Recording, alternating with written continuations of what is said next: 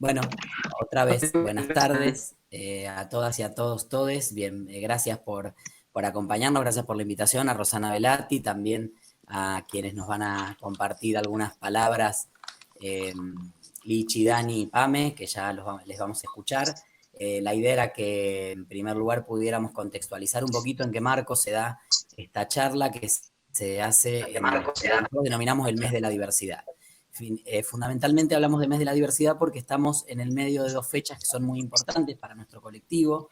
Una es, como dijo bien Rosana, el 17 de mayo, que es el Día Internacional contra el Homo, Lesbo, Trans y Biodio, que se instaura hace 30 años exactamente cuando la Organización Mundial de la Salud quitó a la homosexualidad del listado de enfermedades mentales. Si bien había habido organizaciones y movimientos de diversidad desde muchísimo tiempo antes, desde principios del siglo XX, de hecho, recién a partir de ese momento, cuando la ciencia deja de considerar a la homosexualidad como una enfermedad, como un trastorno de la personalidad, un trastorno mental, un trastorno psicológico, psiquiátrico, se abre la puerta para que podamos empezar a visibilizarnos y a trabajar por una agenda que ya no era una agenda de defensa de determinados derechos o defensa de la dignidad, sino una agenda afirmativa, de promoción de derechos, de lograr conquistas, de buscar una idea de igualdad.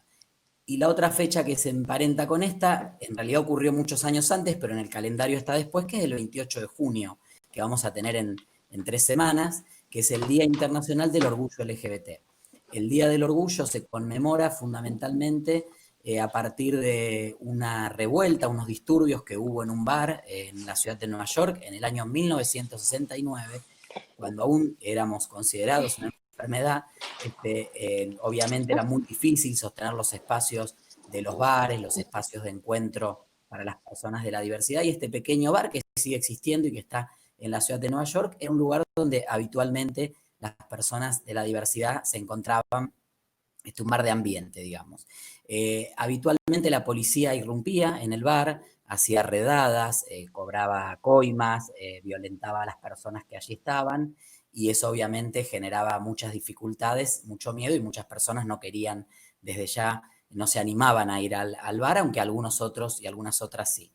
Un año, una fecha, ese 28 de junio de 1969, al llegar la policía al bar, la comunidad decidió decir basta, ¿no? Y empezar a resistir a la violencia policial. Y bueno, a partir de allí se genera un disturbio bastante violento que dura incluso varios días, porque en ese primer día la gente resiste y se queda en el bar. Al poco tiempo los propios vecinos de ese barrio, que era un barrio, se llama Greenwich Village, es un barrio bastante progresista en Nueva York, deciden salir a la calle para acompañar a las personas que estaban allí en el bar, reivindicando su derecho a expresar abiertamente su sexualidad. Y esto, bueno, lleva una revuelta bastante violenta durante varios días, que finalmente termina saldándose con la policía retirándose del lugar. Y a partir de ese momento se marca un punto de inflexión también en la lucha por los derechos de lesbianas, gays, bisexuales, personas trans y de todo el colectivo de la diversidad sexual. De hecho, al año siguiente, un 28 de junio de 1970, para conmemorar ese hecho que había sido un hecho de resistencia política a la violencia, se genera la primera marcha del orgullo en Nueva York y en paralelo en Los Ángeles. Y de allí hasta aquí, 30 años después, el movimiento del orgullo LGBT también ha crecido mucho. Por eso entre esas dos fechas, 17 de mayo y 28 de junio, una fecha más vinculada a la ciencia, a la academia, a los gobiernos, a las instituciones, y el 28 de junio, que es una fecha más vinculada al activismo, a la militancia por los derechos, se genera lo que nosotros llamamos un mes largo, que es un mes y medio, un mes de la diversidad sexual que se celebra en todo el mundo, por supuesto. Nosotros este año particularmente conmemoramos esos 30 años de que la Organización Mundial de la Salud quitó a la homosexualidad del listado de enfermedades mentales, en un contexto bastante complejo, que es el contexto del COVID, del que no vamos a hablar mucho, como dijo Rosana, aprovechando que tenemos algunos respiros sobre el tema, pero sí me parece importante ponerlo en un contexto en el cual estamos en un país, Argentina, en una provincia, Santa Fe, que en lo que es el contexto internacional están ubicados o han desarrollado una serie de políticas, de acciones y de leyes que nos sitúan en un lugar no diría de privilegio, pero sí en un lugar mucho más avanzado que otros lugares del mundo. Ustedes saben, en Argentina en el año 2010 se aprobó la ley del matrimonio igualitario, en el mes de julio, el próximo 15 de julio conmemoramos 10 años de la ley de matrimonio igualitario. Este es un año confinados, aislados, pero con muchas conmemoraciones para la diversidad. En el año 2012, 2 años después, en el mes de mayo, el 9 de mayo, se aprueba la ley de identidad de género, la ley de matrimonio igualitario, supongo todos sabrán, pero lo recordamos, es la ley que permite que cualquier pareja pueda contraer matrimonio en igualdad de condiciones, esté conformada por personas del mismo o de diferente sexo. Hasta el año 2010 eso no se podía. El matrimonio estaba solo reservado para las parejas heterosexuales, para las parejas que fueran complementarias, se decía en ese momento, en género, varones con mujeres. A partir del 2010, una modificación del Código Civil permite que el matrimonio pueda ser celebrado por cualquier pareja que reúna los requisitos de ser soltero, divorciado, viudo, mayor de edad, capaz de tomar esa decisión, pero ya no pone el requisito de la complementariedad de género. Y en el año 2012, en mayo, como les decía, se aprueba otra ley muy importante, que es la Ley de Identidad de Género, que es la ley que permite y reconoce el derecho a la identidad de las personas del colectivo trans, que son aquellas personas que, habiendo nacido con alguna genitalidad y por tanto habiéndoseles asignado socialmente y legalmente un nombre y un género, a medida que van desarrollando su expresión, su identidad, su propia sexualidad, se dan cuenta o descubren, sienten, perciben que ese género que se les asignó al nacer no representa el género que verdaderamente sienten.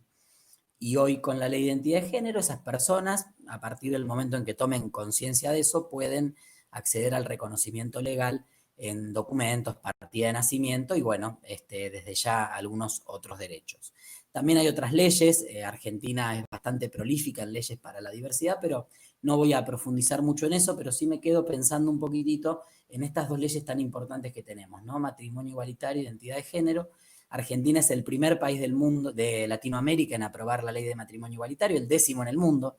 Llegamos con la ley antes que otros países que habitualmente nos cuentan que son muy avanzados en materia de derechos civiles: Suecia, Finlandia, Australia, Nueva Zelanda, Francia, Estados Unidos. Argentina llegó antes que todos esos países al matrimonio igualitario, y la ley del 2012 de identidad de género es la primera en el mundo que reconoce el derecho a la identidad de género de las personas trans por el solo hecho de autopercibirlo, eliminando lo que era un requisito que en otros países aún hoy sigue vigente y que tiene que ver con pasar por análisis, diagnósticos médicos y psiquiátricos, e incluso en muchos países adecuar físicamente el sexo, digamos, en el cuerpo, la sexualidad en el cuerpo, la genitalidad en el cuerpo, al sexo género que se autoperciben, ¿no? Esto sabemos que no todas las personas del colectivo trans desean expresar determinadas formas en su genitalidad o en su cuerpo, en su sexualidad, y este requisito hacía que muchas personas tuvieran que someterse a operaciones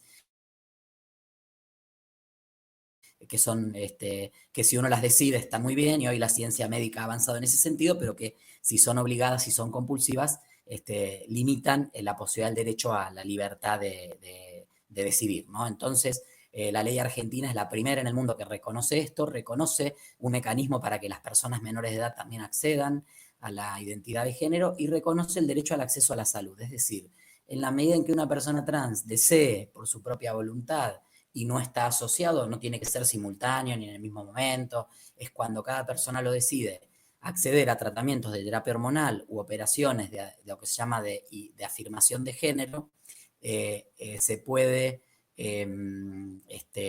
debería poder acceder en el sistema público a este tipo de recursos. Yo les voy a decir algo que no es nada que seguramente no sepan, pero me parece que es una idea que es importante subrayar. Ninguna ley, por muy buena que sea, produce automáticamente un cambio en la sociedad ni genera derechos en el momento. Las leyes son herramientas, son derechos, por supuesto, nos permiten acceder a determinados derechos, pero para que una sociedad cambie, para que un cambio sea profundo, lleva tiempo, obviamente, y tiene que ver con esas leyes, pero también un montón de otras medidas. Entonces, no está de más recordar que más allá de que nosotros en Argentina tenemos ley de matrimonio igualitario y ley de identidad de género, todavía queda mucho camino por recorrer para que esa igualdad legal que nos garantizan estas normas se transformen en igualdad real. Es decir, que a nadie le importe cuando te va a dar un trabajo o cuando vas a alquilar un departamento o estás en el patio de una escuela, que a nadie le parezca algo relevante tu sexualidad. A quien amás, quien te gusta, quien te calienta, con quien te estarías, con quien saldrías, con quien te casarías, o tu propia identidad, cómo te percibís y cómo querés expresar, cómo deseas expresar tu identidad de género. Sin embargo, más allá de que ese sería un objetivo ideal y muy interesante, la realidad concreta es que no siempre es así. O sea, en la vida cotidiana seguimos viendo cómo muchas veces ser gay, ser lesbiana, ser bisexual, ser trans, sigue siendo un tema. Sigue siendo una cuestión que hay que explicar, sigue siendo algo sobre lo que hay que hablar, sigue siendo algo sobre lo que hay que educar, y ahí vemos qué importante es leyes como la educación sexual integral también, que es complementaria a estas otras normas con las que nosotros contamos. Entonces, este 17 de mayo y este 28 de junio, que viene pronto, este día contra el homo, lesbo, trans, odio y este día del orgullo LGBT, se dan en ese marco, que es muy similar en muchos países de la región y en algunos otros países del mundo, y es muy diferente en relación a otros. En América Latina, varios países hemos avanzado en legislaciones similares: Uruguay, Colombia, Brasil, México, sobre todo la Ciudad de México y algunos estados. Más recientemente, por ejemplo, con leyes de matrimonio igualitario, Ecuador, y hace muy poquitos días Costa Rica, no tanto con leyes, sino con medidas judiciales que permitieron el matrimonio, pero hoy ya es legal casarse en varios países de América Latina, que hace un tiempo hubiera sido impensado, ¿no? Y también algunos países como Uruguay, Argentina, Chile en este caso, Bolivia, Brasil, Colombia han avanzado, y también Ciudad de México y algunos estados de México han avanzado también con leyes de identidad de género similares a la que tenemos nosotros en nuestro país. Sin embargo, en simultáneo que esto ocurre en nuestra región de América Latina y en algunos países de Europa, incluso algún que otro país de Asia y de África, aún hoy en 70 países ser gay, ser lesbiana, ser bisexual, ser trans es un delito, es considerado un delito. En 58 de esos 70 países, ese delito hace que uno pueda ir preso desde una demora momentánea, algunos días, hasta 8, 10, 15 años. Y en 12 de esos 70 países, la pena por ser miembro de del colectivo de la diversidad y expresarlo es la pena de muerte. No es figurativo. Efectivamente, en algunos de esos países, cada tanto se produce una ejecución a una pareja gay, a una persona trans, a una pareja o a una persona, a una mujer lesbiana o bisexual, para mostrar, para educar, para aleccionar a la sociedad sobre esto. Y otros países que no tienen legislación que penalice a las personas, que no nos penalice por nuestra orientación sexual o identidad de género, sí tienen medidas de gobierno que son muy hostiles. Por ejemplo, un caso claro es Rusia, que hace unos años aprobó una ley que se llama de prohibición de la propaganda homosexual. O sea, hay una idea de que la homosexualidad se promueve, una idea errónea obviamente, de que si uno ve a un homosexual se hace homosexual, si uno ve a una persona trans va a ser una persona trans, cuando sabemos que, o el consenso mayoritario es que la sexualidad se siente y se expresa, no se imita, no se copia, no se contagia, no se transmite, no se impone. La mayoría de quienes somos parte de este colectivo venimos de familias heterosexuales, de papás heterosexuales, de entornos de vida heterosexuales, y sin embargo esto es lo que hemos sentido.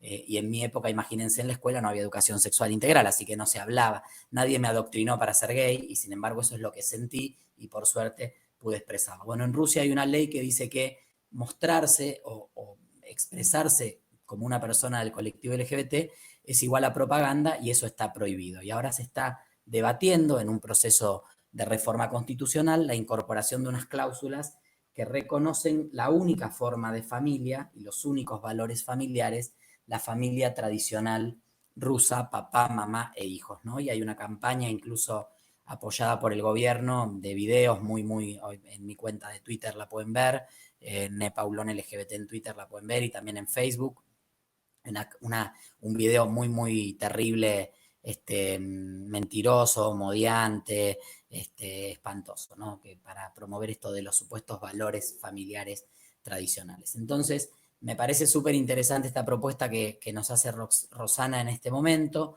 porque si bien es cierto que, como charlábamos antes, tanto a nivel del país como a nivel provincial hemos avanzado mucho en materia de derechos y contamos con leyes y tenemos quienes nos defiendan y hay muchas organizaciones y activistas que trabajan todos los días promoviendo los derechos de la diversidad sexual, también es cierto que todavía nos queda mucho camino por recorrer. Yo termino con una idea y después seguro hay preguntas y seguimos charlando, pero me parece importante. ¿Por qué me parecen importantes estos espacios? Porque como les dije antes, la única forma que tenemos de achicar la brecha que existe entre la igualdad legal, que ya la obtuvimos, y la igualdad real, que es la que quisiéramos poder gozar cada día en nuestra vida, es la educación y son las políticas públicas. Es trabajar en educación, educar para entender que la diversidad no es algo raro, no es que hay gente distinta a mí. Lo natural, lo normal es la diversidad. Como sociedad somos diversos, nos expresamos en un montón de aspectos de manera diversa y también, obviamente, en relación a nuestra sexualidad. Y lo que tenemos que aprender es a respetar, a entender que somos diferentes y en algún punto lograr celebrar esa diversidad, que es la que en definitiva nos enriquece, nos hace dignos y nos hace seres humanos mucho más libres y más plenos. Así que muchísimas gracias, Rosana, por la invitación y ahora escuchamos a los compañeros también. Bueno, muchísimas gracias. No sé si se me escucha, tuve un arranque bastante complicado con la computadora, así que estoy siguiendo ahora desde el celu. Muchísimas gracias, Esteban. Yo me quedo con algunos conceptos. Vos comentabas que en 70 países una persona por ser homosexual queda preso y en 12 por ello son condenados a muerte.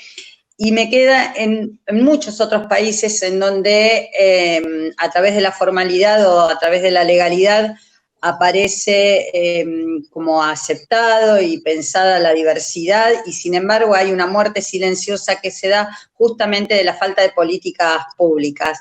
En la introducción, que se me cortó y después me di cuenta que estaba sola, que estaba hablando sola, justamente nombraba que venimos en la provincia de avances que se hizo en la provincia de Santa Fe con respecto a la diversidad y a la inclusión y a esto de pensar que justamente la diversidad es lo natural.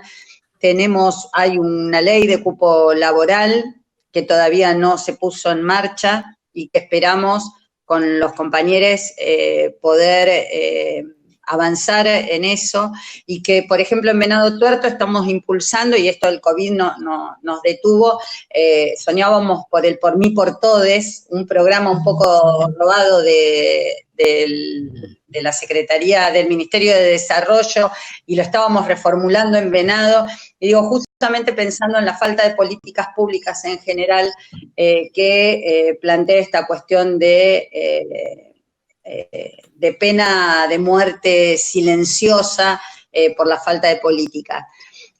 Hablando de esto y de la falta de políticas, y me interesa ahora charlar un poco con Pamela Rocci, que es activista en los derechos de las personas trans, ha trabajado también con vos en la subsecretaría de diversidad de la provincia de Santa Fe, y bueno, tiene muchísimo para aportar a esto, a poder poner sobre relieve el derecho de todes y que más allá de la cuestión sexual, todos, absolutamente todos, tenemos los mismos derechos. Pame, buenas tardes. Hola, buenas tardes, Ro, Esteban, Dani, Liche y a todas las personas que nos están escuchando. Nada, primero saludar y agradecerte a vos la convocatoria. Para mí es un placer hablar de esto que me apasiona, que realmente me apasiona hablar de diversidad, de las personas trans, ser visibles, y bueno, y contar un poco todo lo que hemos pasado. Nada, contarles que mi nombre es Pamela Rocci, legalmente desde el 2012, que con la ley de identidad de género, nací en Alcorta, un pueblito acá muy cerca de Rosario, y muy cerca, entre Rosario y Venado Tuerto, justo en el límite, que hacia la mitad. Nací en el 86, en un año muy difícil, y en el 2000 decidí ser trans. Nada fácil para aquella época, donde no había ley de identidad de género, donde no había ley de matrimonio igualitario, donde en mi pueblo no había activistas, donde no había militantes, donde no existía nada. Y bueno, yo lo único que sabía que yo quería ser mujer. Y bueno, y ahí se lo conté a mi familia, donde mi madre y mi padre lo tomaron con total naturalidad. Y ahí fui a la escuela, y en la escuela me echaron, y ahí me fui a ejercer la prostitución, a Venado Tuerto, casualmente, estuve 2 años, y ahí empecé a conocer la vida.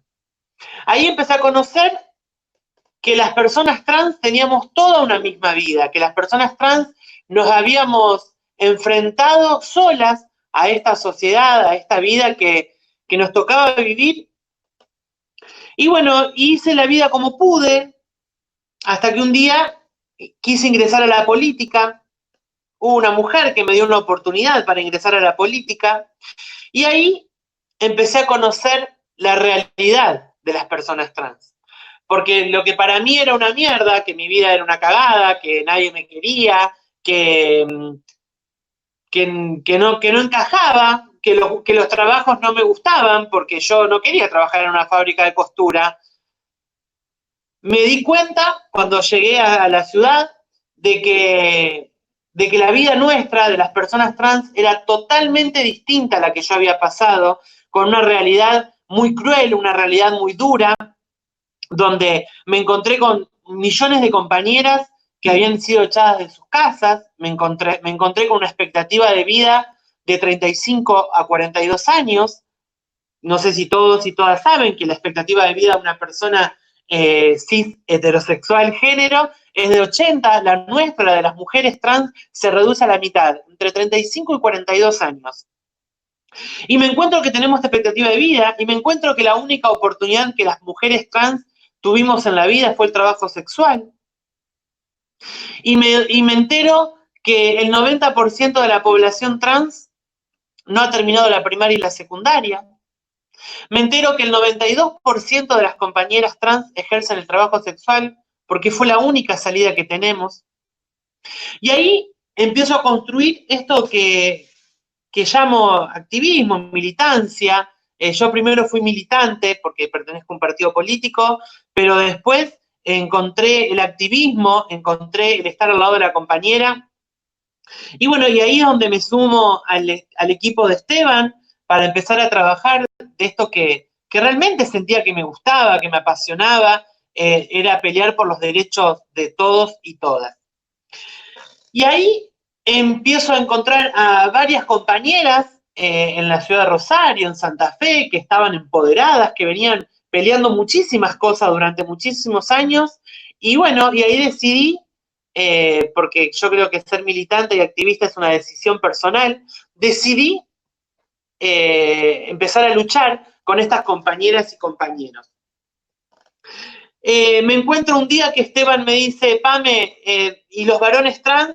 Yo no tenía ni idea lo que era un varón trans, no lo sabía.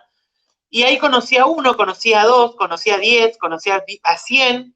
Y ahí empezamos a visibilizar también hace 4 años, no estamos hablando de 20, 25 años atrás, hace 4 años empezamos a visibilizar a los varones trans y empezamos a que las mujeres trans tenían que estar en agenda, deberían estar en agenda, porque es la única forma de que nosotras podemos seguir activando derechos, es estar en agenda.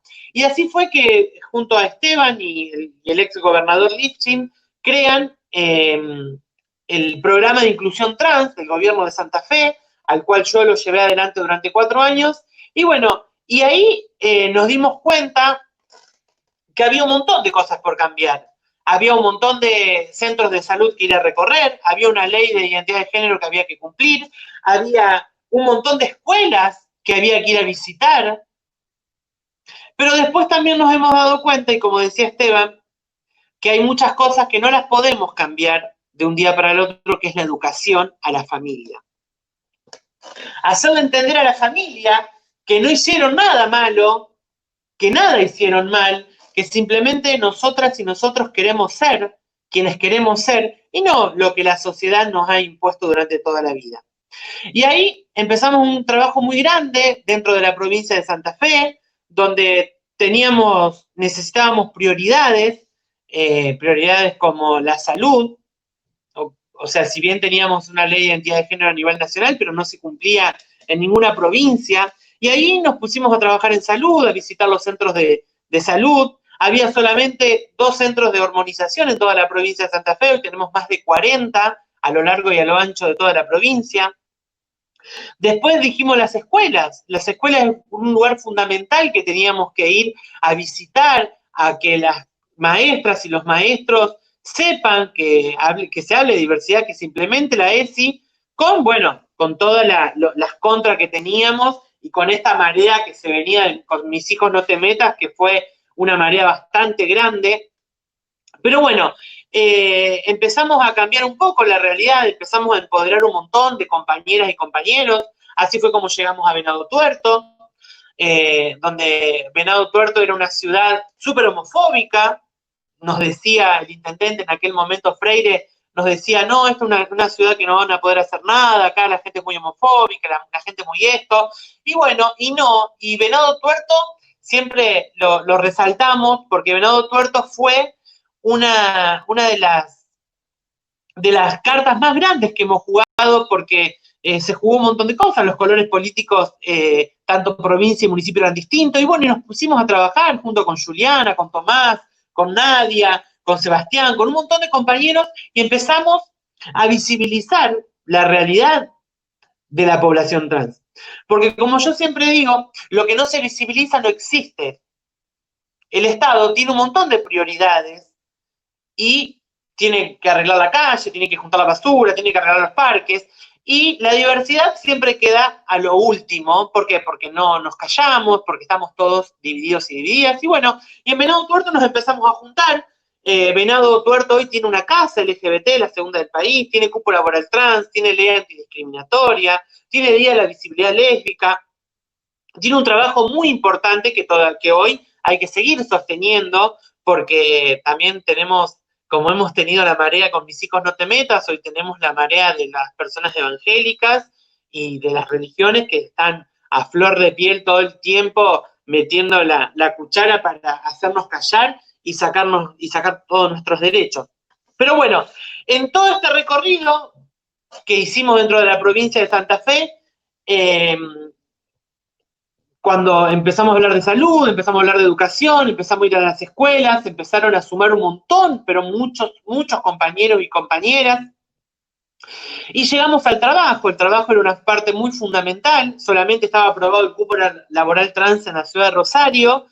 Y en todos estos 4 años pudimos acompañar a las activistas y a los activistas de las ciudades, en 11 ciudades, tener cupo laboral trans, y bueno, y recién el año pasado salió el cupo laboral trans en la provincia de Santa Fe, en la Cámara de Diputados y Senadores, que hoy, como siempre, porque los derechos nunca nos regalaron, siempre lo tuvimos que conquistar, hoy estamos en este proceso de todo el tiempo estar que reglamenten el cupo, ¿por qué? Porque el cupo viene a salvar un montón de vidas, de un montón de compañeros y compañeras que hoy, con este COVID-19, la están pasando muy mal, porque imagínense para si al común de la gente, los estados a veces los y las abandona, imagínense para una compañera trans que no tiene trabajo registrado, que no tiene una obra social, que no tiene familias, que hoy estamos viviendo de la buena voluntad de los compañeros y compañeras que están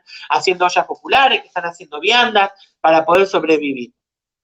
Pero bueno, nada, esto, yo creo que la única forma, como decía Ceci, ayer hablábamos con Chechu, que creo que está acá en la sala, esto de la fobia, que ya no es más fobia, y es como lo dice Esteban, es el odio, porque claramente esto nos pega todo el tiempo y hay que visibilizar el odio que la gente tiene hacia la población LGBT. Yo siempre hablo de la población trans, Y bueno, y esto hemos venido a hacer las militantes y los militantes, a demostrar que estamos, que somos, y a sacar este prejuicio que tiene la gente contra la población trans, que la población trans somos todas drogadictas, borrachas, prostitutas, y demostrarles que somos todo eso porque la sociedad nos tiró ahí, porque la sociedad no nos dio ninguna oportunidad para poder demostrar lo que podemos ser, que podemos ser funcionarias, que podemos ser intendentas, que podemos hacer todo lo que nos propongamos, pero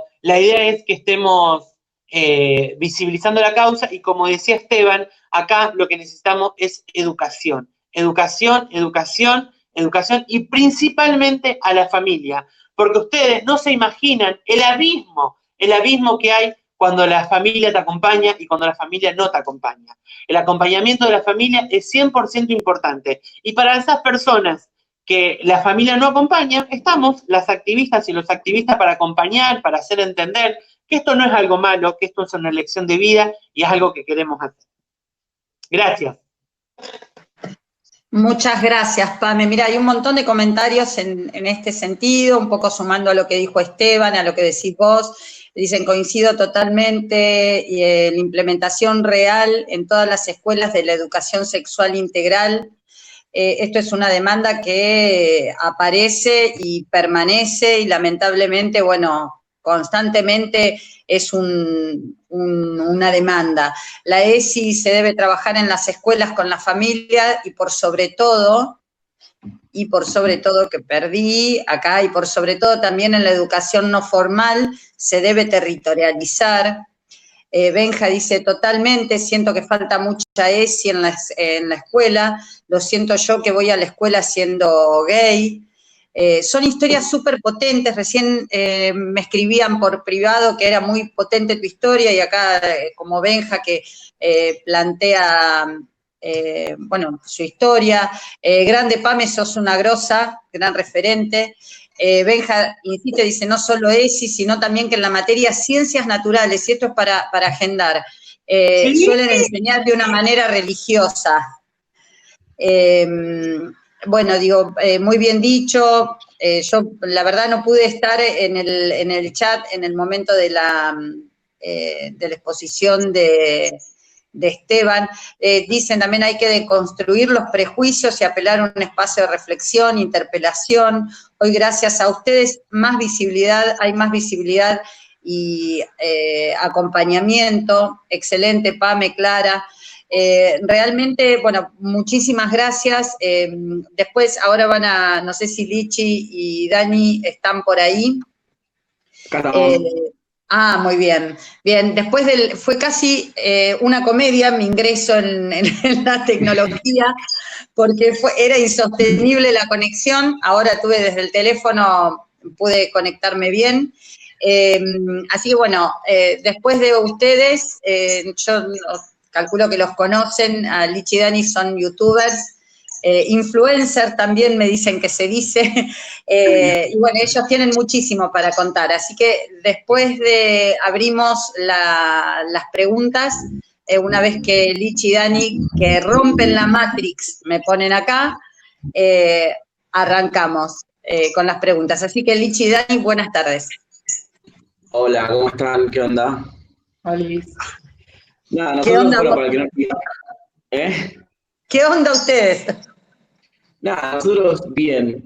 Nosotros, para los que no nos conocen, somos un montón de cosas, pero supongo que estamos acá porque somos youtubers, hacemos contenido en internet, en YouTube principalmente, pero en internet, que yo creo que es un contenido que se basa en lo que somos, no es un contenido que busca dar cátedra sobre cosas que no conocemos o cosas que leímos o encontramos por ahí. Simplemente hacemos videos de nuestra cotidianidad o de lo que nos afecta a nosotros por ser como somos.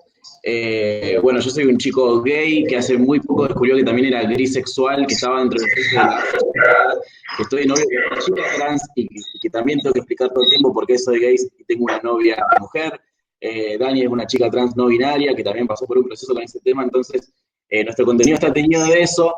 Desde el principio de que empezamos a hacer videos, nunca mi intención era que ese sea el contenido, pero me di cuenta de que la gente se sentía como representada o se sentía acompañada por el hecho de que veía en YouTube a un youtuber haciendo la misma cosa que hacen todos, pero siendo gay, pero apareciendo Dani en los videos de una chica no binaria. Entonces me di cuenta de lo importante que era para mucha gente vernos ahí, simplemente estando, o sea, haciendo lo mismo que hace cualquier youtuber, pero estando, siendo nosotros en vez de ser otro. No sé si querés decir. No, también reivindicar, o sea, en nuestro contenido, como bien dice Lichi, quizás lo que coincidimos en nuestros dos canales de YouTube es que quizás no es, como que nunca fue la idea a priori cuando empezamos con YouTube a hacer videos de activismo, pero se terminó dando por distintas cuestiones y que por lo menos yo consideraba, siempre consideré muy importante el hecho de existir como una persona trans en Internet, pudiendo hacer diferentes actividades, porque si no, parece como que las personas trans somos como enciclopedias andantes que todo el tiempo tenemos que andar explicándole a la gente cis, como así es ser trans, etcétera, etcétera. O sea, obviamente existe visualizar y hay contextos, como por ejemplo este contexto, pero si no parece como que existimos para explicar cosas y no para existir y punto. Entonces yo dije, bueno, en mi canal yo hago videos maquillándome, hablando de discos que me gustan, jugando jueguitos, respondiendo preguntas de gente, hablando de boludeces, entonces como que, o sea, me parece importante reivindicar esa parte de las personas diversas, o sea, de las personas que formamos parte de la diversidad, como simplemente existir y hacer cosas diferentes. Cuando empezamos con nuestros canales y que el contenido era distinto, o no era distinto, pero no nos dimos cuenta de que ese era el fuerte, digamos, muy a poco la gente que, no sé, cuando estábamos en contextos, en medios o cosas así, la gente militante LGBT, y mi primera respuesta era no. Y después, no, pará, que sí, no sé, porque hago un contenido adrede, ya había empezado en YouTube, ya habían pasado unos meses, lo hago un poco adrede en ese sentido, en el sentido de visibilizar, en el sentido de representar. Lo que pasó, bueno, es muy icónico de mi contenido, de mi canal, un par de videos que hice hace unos meses hablando sobre mi asexualidad, sobre mi grisexualidad, que era un tema que yo un par de meses antes de hacer el video no sabía que existía, o sí sabía, pero no pensé que yo era parte de eso. Lo había sentido toda mi vida y no sabía que tenía ese nombre, lo descubrí y dije, ok, le voy a contar a la gente que me pasa esto, que lo descubrí, que cómo lo vivo, y tuvo miles y miles de reproducciones y me siguen llegando todos los días mensajes de gente que me agradece por haberle puesto una palabra a lo que sentía. Entonces, lo mismo que me pasó a mí, de haberle sabido poner un nombre o haber podido poner un nombre a lo que pasaba, poder compartírselo y que otra gente pueda hacerlo. Entonces, está bueno lo de visibilizar y también lo de que se visibilicen ellos, las personas que nos ven, las cosas que nos llegan mensajes de personas que bien, como contaba Esteban, de todo lo trágico que es ser homosexual o ser parte de esta diversidad en otros países. Y vos decís, bueno, acá en Argentina mucha gente dice, acá en Argentina no sé de qué se quejan, si se pueden casar y no sé para qué hacen la marcha del orgullo, si ya está todo bien. Y estamos lejísimos de eso, la cantidad de gente que nos manda mensajes, chicos chiquitos que ven nuestros videos que tienen 13, 14 o que tienen 30 y pico, y que igual están en un dilema porque no pueden salir del closet, no pueden contarle a quiénes son, porque saben que van a tener un problema en su familia, porque en su familia hay una cuestión religiosa muy fuerte, porque viven en provincias del norte donde ese tema todavía no se toca tanto, o en donde sea que vivan.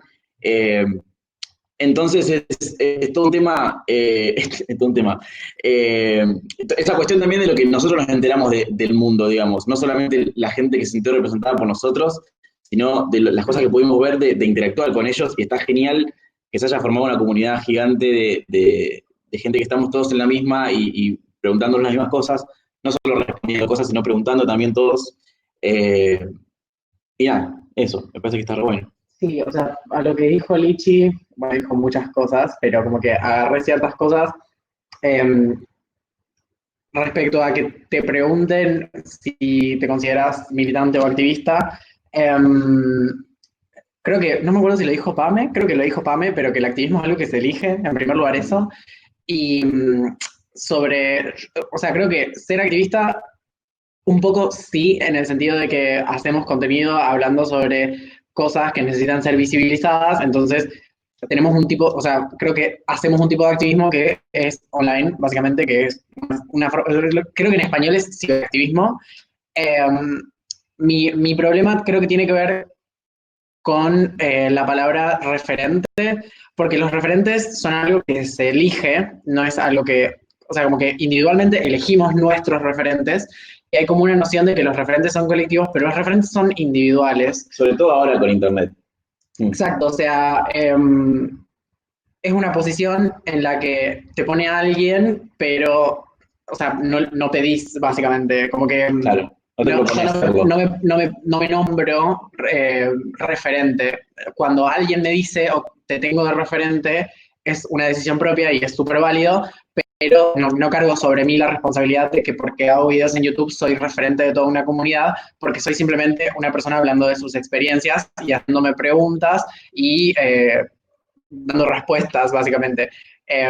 Eso por otro lado. Y, ay, no sé, iba a decir algo más y no recuerdo. Bueno, que como Lichi nombró en su caso, que los videos que hizo hablando sobre la sexualidad tuvieron mucha repercusión. En mi caso también es algo como que no esperaba, o sea, vos dijiste que tus videos de la sexualidad son algo como que no planeaste tanto como sí, cuando tengo un canal de YouTube voy a hablar de la sexualidad. No. A mí me pasó que los videos con los que la gente tiene más enganche de mi canal son los videos en los que hablo de mi salud mental, porque yo soy una paciente psiquiátrica, tengo ansiedad y estoy medicada y muchas veces hablo de eso y la gente se ve muy representada.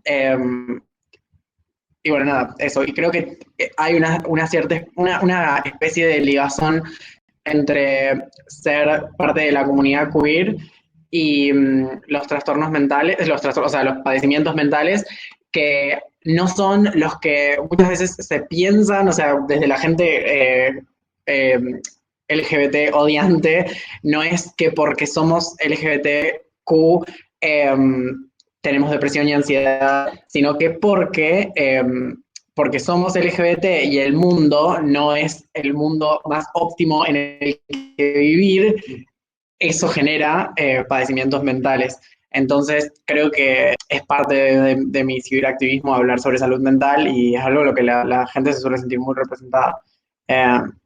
Eso. Chicos, no sé si... muchísimas gracias. Explotan, no sé si ustedes ven los Sí. mensajes, pero hay un montón de mensajes, me quedo con muchísimas cosas. Dentro estoy como si no hubiera problemas técnicos, me estuve a punto de quedar sin batería. Digo, para agregar cosas, pero hay algunos mensajes, Ciro, no sé cómo se dice, en mi colegio me dijeron que tenía que tratarme, como decía mi documento, el poder sentirse representado en los medios es súper importante y podemos vernos sin miedo o vergüenza. Acá hacen una pregunta, que Dani explique qué es ser queer o queer, no sé cómo se dice, Dani. Es medio como una cruzada personal, digamos, que tengo yo, con el hecho de que vieron que está la comunidad LGBT y cada vez está de hecho ese chiste, la gente homofóbica, o incluso dentro de la comunidad el chiste de cada vez hay más letras, porque cada vez nos nombramos de maneras más diferentes.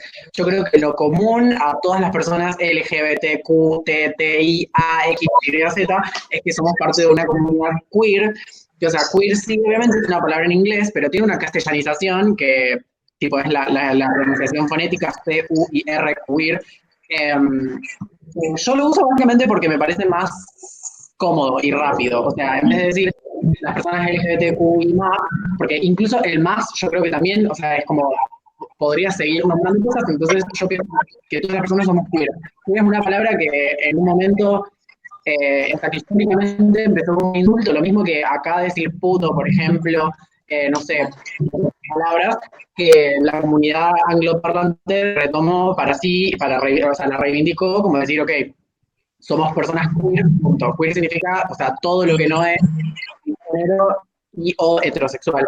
Entonces, yo cuando me refiero a la comunidad LGBT, muchas veces digo la comunidad queer, o cuando no sé si la persona que estoy viendo, decir, o sea, ok, es una persona que probablemente sea o gay o lesbiana o trans, digo, una persona queer, porque también tiene una relación con salirse cualquier norma que tenga que ver con sexualidad, identidad,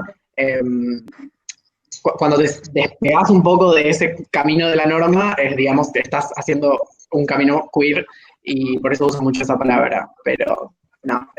Y con respecto al hecho de que sea una palabra en inglés, hay mucha gente que tiene como conflictos, o sea, como cosas con tomar términos prestados de otras culturas y eso, y no me refiero a apropiación cultural, sino como a la cultura angloparlante, porque, o sea, medio que todo lo que, parece que todo el tiempo dependemos de Estados Unidos y qué sé yo, me parece que de todas las cosas que podemos tomar de la cultura inglesa, la palabra queer es una cosa re positiva y que para mí está por eso la reivindico.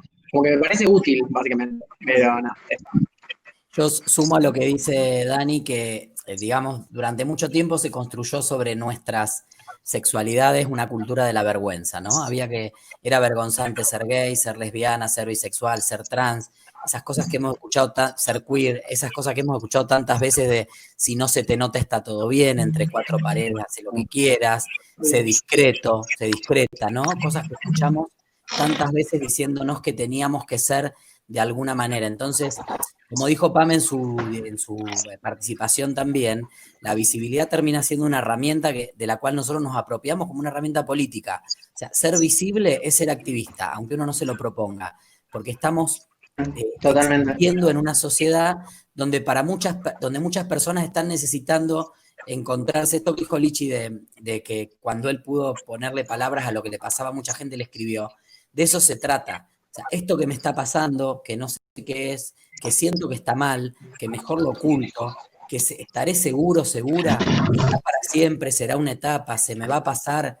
¿Qué nombre tiene? Bueno, ponerle nombre es importante, por eso a veces hay todo un debate en relación a esta cuestión de los términos y las letras, si agregamos letras, sacamos letras. A nivel personal, obviamente uno aspira a un mundo donde nadie tenga que etiquetarse de nada y que cada uno sea como es y no tenga que pedirle explicaciones a nadie, ni darle explicaciones a nadie, ni pedir disculpas, ni nada. Pero la verdad es que en general, quienes somos activistas políticos o quienes activamos en las organizaciones, que como dijo Dani, no somos referentes, o sea, decidimos militar, si algunas personas se sienten identificadas o nos apoyan, excelente, pero digamos, no es que es un lugar de referencia moral, cada uno va a salir cuando pueda, cuando lo sienta, como pueda, de acuerdo al contexto, de la forma en que mejor le parezca, pero también para quienes activamos políticamente, no partidariamente, digo, políticamente desde la diversidad y trabajamos para que se aprueben las leyes y queremos avanzar en un montón de cosas, nombrarnos es importante. Porque si no existieran nuestras identidades, ¿quién hubiese reclamado por el matrimonio igualitario? Porque en la igualdad siempre perdemos los que no somos iguales. Cuando dicen, no, somos todos iguales, no hace falta etiquetarse. Los heteros no se etiquetan. ¿Por qué ustedes se etiquetan? Se autodiscriminan. Bueno, mirá, hasta que no salí a la calle y reclamé, nadie me vino a decir, no, y vos no te podías casar, o vos no tenías, tu identidad no correspondía con la del DNI, entonces, sí, te vamos a dar un documento. No, esas leyes se ganaron por la visibilidad y por la lucha del propio colectivo. Entonces es muy importante y después obviamente cada uno se va a querer o no encasillarse en alguna de las letras, pero eso también es una decisión personal y implica la forma en que nos queremos comunicar con la sociedad. Yo quisiera dar un ejemplo, perdón. Sí, dale.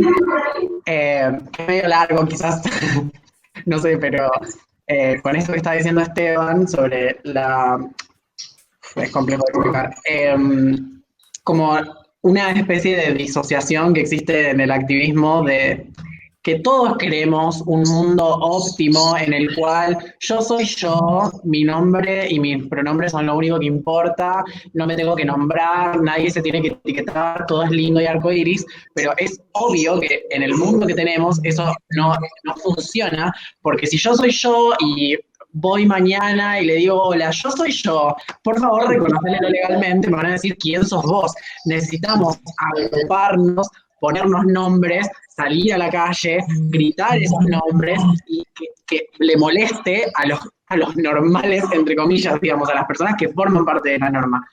Un ejemplo concreto es mi vivencia personal. Porque, o sea, el nombrecito, el nombre, la etiqueta que yo me doy a mí misma es chica trans no binaria. ¿Por qué? Porque yo siento que, o sea, soy trans porque cuando nací me asignaron un género con el cual yo dije, no, acá hay una incongruencia, yo no soy esto que me asignaron. Entonces dije, ok, soy trans. Pero no solo no me conformé no siendo del género que me asignaron, sino que dije, ok, pero tampoco creo, no me identifico, no quiero vivir como una mujer. Entonces dije, bueno, probablemente tiene que existir algo en el medio, afuera, arriba, abajo, flotando, no, como sea. Y ahí, bueno, conocí a un grupo de gente, tipo las personas no binarias, y yo de hecho formaba parte de un grupo de activismo que se llama Asamblea No Binaria, que funciona en distintas partes del país. O sea, yo militaba acá en Rosario, y como que yo siento hasta el día de hoy en mi interior, por así decirlo, que soy una persona no binaria porque no me considero ni hombre ni mujer, pero elegí una expresión de género femenina. ¿Por qué? Porque las cosas hacia las que me siento atraída para usar y expresarme son entendidas como femeninas. Mis manerismos, todo, básicamente todo. Y esto tiene implicancias en el mundo real. Cuando yo salgo a la calle, no soy, ay, Dani, punto, qué linda no binaria. O sea, soy como una piba más, porque depende mucho de la percepción del resto. Desde que yo empecé a expresarme de la forma que me expreso, empecé a sufrir acoso callejero, o sea, cosas. Y mi forma de vida, las cosas que me pasan en la vida cotidiana, mis experiencias son fundamentalmente similares a las experiencias del colectivo de mujeres trans. Yo cuando me siento en una mesa y hay un montón de gente diversa, digamos, tipo, donde hay un gay, una piba trans, un pibe trans, una lesbiana, lo que sea, como que mis experiencias son muy similares a las de las pibas trans. Entonces, políticamente me nombro como piba trans, porque, o sea, políticamente y obviamente también identitariamente, por eso me identifico como una piba trans y no binaria, tenemos vidas similares. En la escuela no me querían nombrar de una forma, en la facultad renegué con esto, a veces la gente usa pronombres incorrectos, básicamente las cosas que nos pasan a todas las personas trans. Entonces, creo que es eso lo que quería decir, un ejemplo de cómo las cosas son de una forma en teoría y de otra forma en la práctica, y es importante reivindicar ambas, como sí, obvio, sigamos soñando con el mundo perfecto sin etiquetas, pero sepamos que mientras tanto son necesarias, porque las cosas que no se nombren no existen, no tienen peso político y Tal cual. Con respecto a lo que vos me decías, las cosas son de otra manera en el mundo, un poco lo que decía Esteban, una cosa son las leyes y otra cosa es lo que pasa en el mundo real. Yo realmente estoy hiper conmovida con los mensajes. Dice José, gracias por crear una cercanía cuando explican estas cosas. Agos X dice, normalmente niegan identidades, incluso cuando une, solo pide que le traten, se me va el cosa, que le traten de cierta forma. Muchas veces no se puede hablar ni decir nada porque tienen demasiadas excusas. Además, la gente cree que la sociedad no es tan LGTB-fóbica como antes, cuando claramente normalizan acciones que son injustas para la comunidad. No entendí mucho el mensaje. Yo estoy aquí, yo soy queer, muy bueno poder escucharlos. Benja, el sábado, bueno, esto es un mensaje hiper fuerte. El sábado pasado salí del closet, le mandé un mensaje a Lichi con un simple gracias porque siento que es una persona muy importante en este momento de mi vida y sentí la necesidad de agradecerle. A los cuatro les pregunto,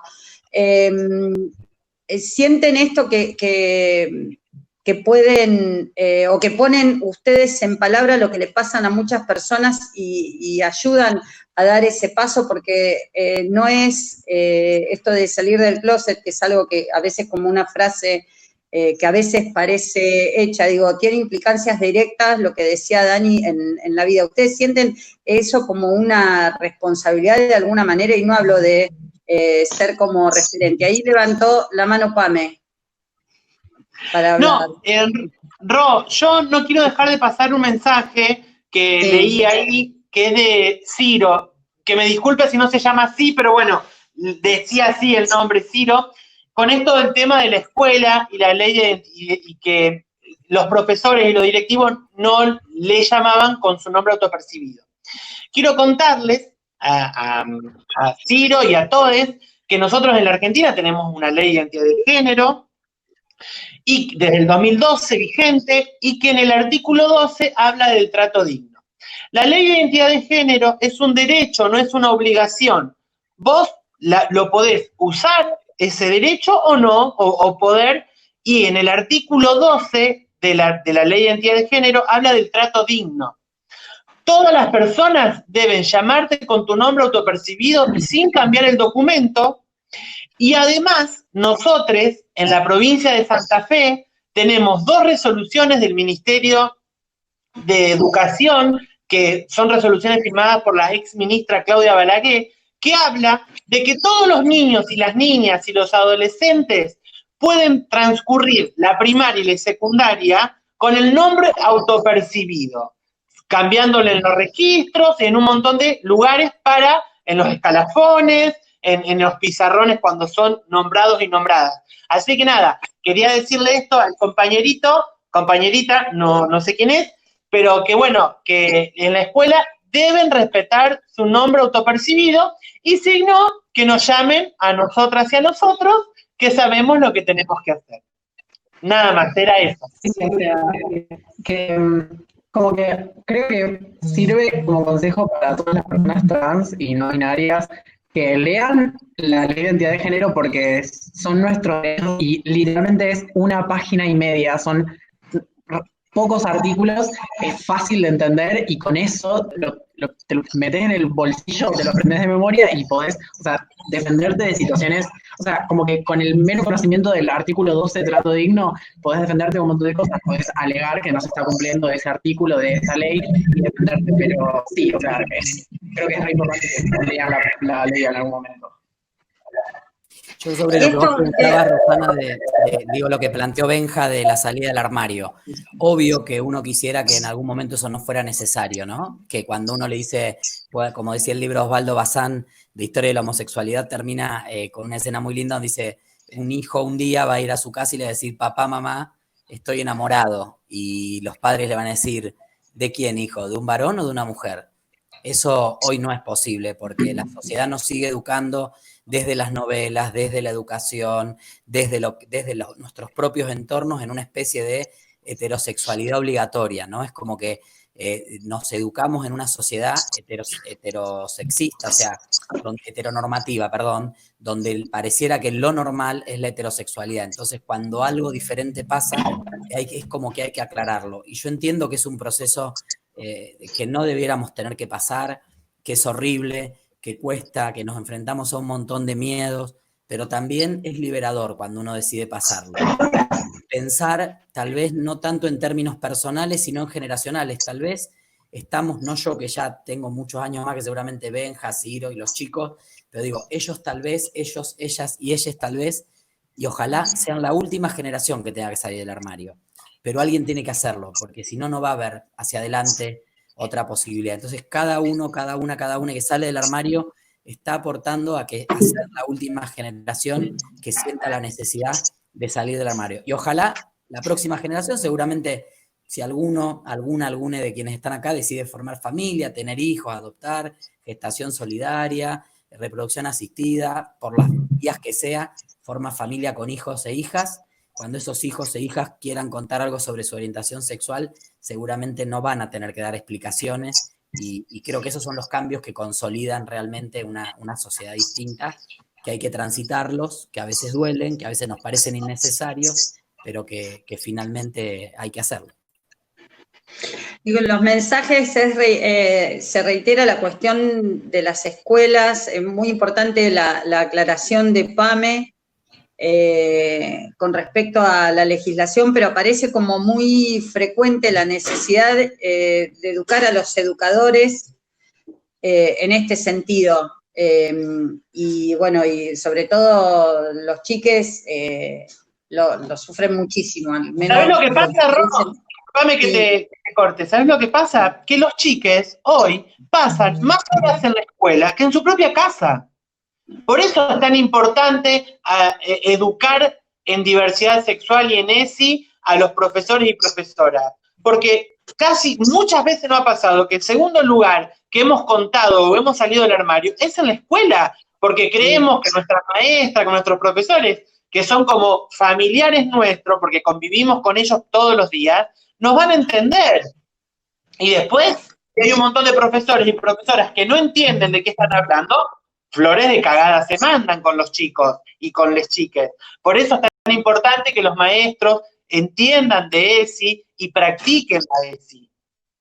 Para que los chiques puedan ir a sus escuelas y decir, yo soy esto, bueno, te vamos a acompañar. Y ahí acompañar a la familia, no que sean una carga más o un peso más para los chiques de que tenga que contarlo. Bien, aparece, y esto pregunta para Esteban y Pame también, ¿cómo hacer para que se den talleres de educación sexual integral? Acá, ¿cómo puede ser para que en mi escuela, en mi colegio, podamos tener un taller de ESI?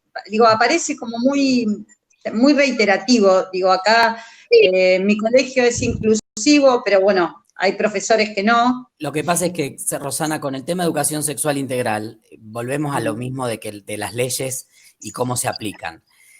La ley es muy buena, es una ley nacional, la ley de educación sexual integral existe, pero muchísimos colegios se oponen a plantearlo, incluso argumentan algunas cuestiones. Nosotros en la gestión durante los 4 años de la subsecretaría, con PAMI y con otros compañeros, compañeras y compañeros, recorrimos, te puedo asegurar, a mano los colegios, fuimos pueblo por pueblo, hemos ido a escuelas rurales, a las escuelas estas, a las EFA, que donde las chicas pasan, se quedan están una semana, viven ahí. Hemos ido a escuelas en ciudades grandes, en pueblos pequeños, pero hay que ir, y es una militancia lo de la educación sexual integral, porque como los sectores que reaccionarios y más conservadores saben que ahí está el verdadero cambio, el germen de cambio, se oponen, enloquecen, piensan que vamos a estar haciendo apología de la homosexualidad. Y la verdad es que hoy el contexto en provincial no es bueno. Ya vimos que la ley provincial finalmente no pudo salir, el Senado la bajó porque es un Senado muy conservador. Hoy tampoco estarían los votos, aunque se votara en diputados, que creo que en diputados podría salir de nuevo. Hoy tenemos una ministra de Educación en la provincia que no apoya esto, entonces el aval que tuvimos nosotros los 4 años de la subsecretaría hoy es difícil de tener.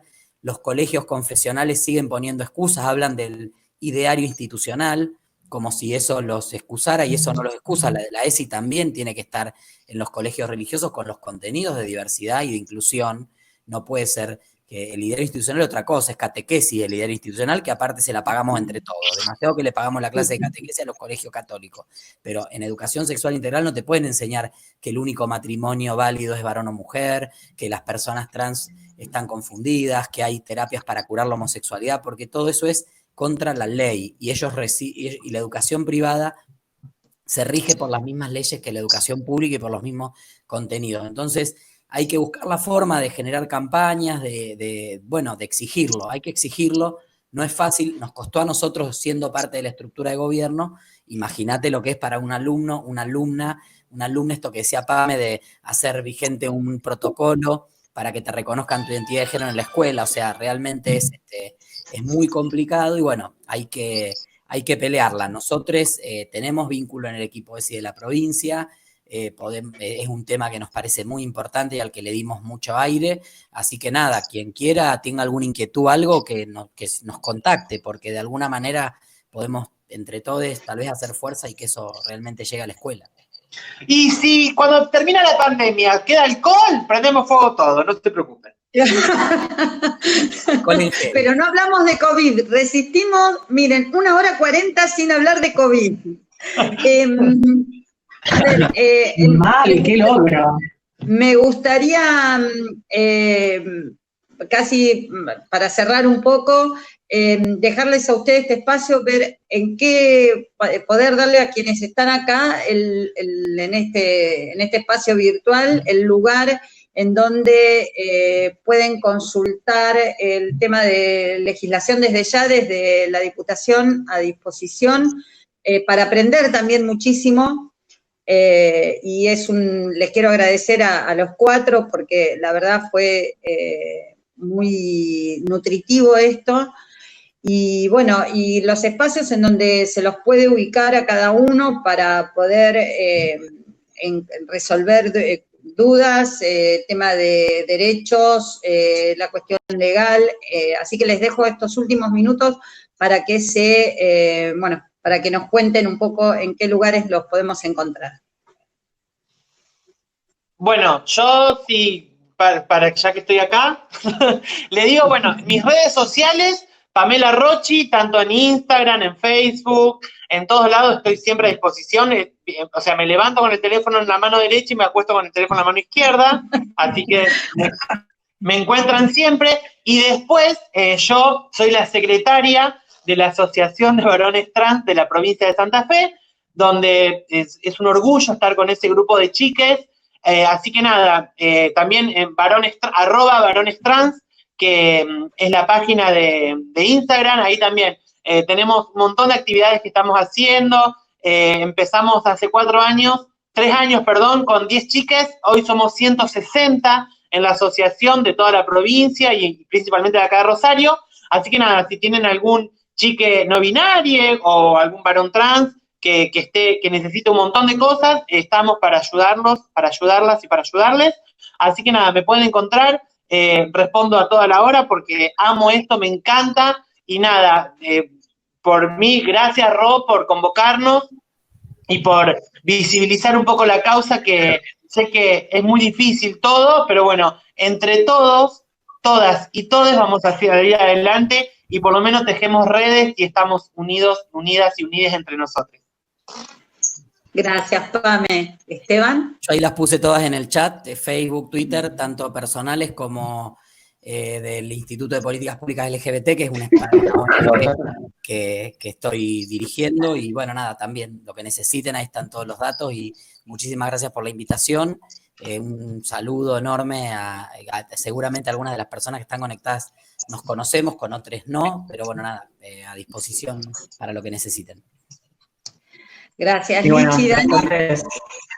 Nosotros lo mismo lo escribimos, pero en Instagram, en Twitter, estamos con esos usernames. Y en YouTube, si ponen Lichi o si ponen Dani Díaz, les vamos a salir seguro. Y eso. Y gracias. Bien, y acá preguntan por el Instagram de Pame. Pame es Pamela Rocci, aparece Sí, así. En Instagram, muchísimas gracias. Bueno, nos vemos hasta la próxima. Lamento el comienzo bastante raro, vamos a decirle que fue bizarro. Por ahora vamos a decir eso nada más. Así que bueno, muchísimas gracias y gracias a todos los que participaron, las y les que participaron en este espacio. Muchas gracias. Gracias, Rosana, por la invitación. Gracias.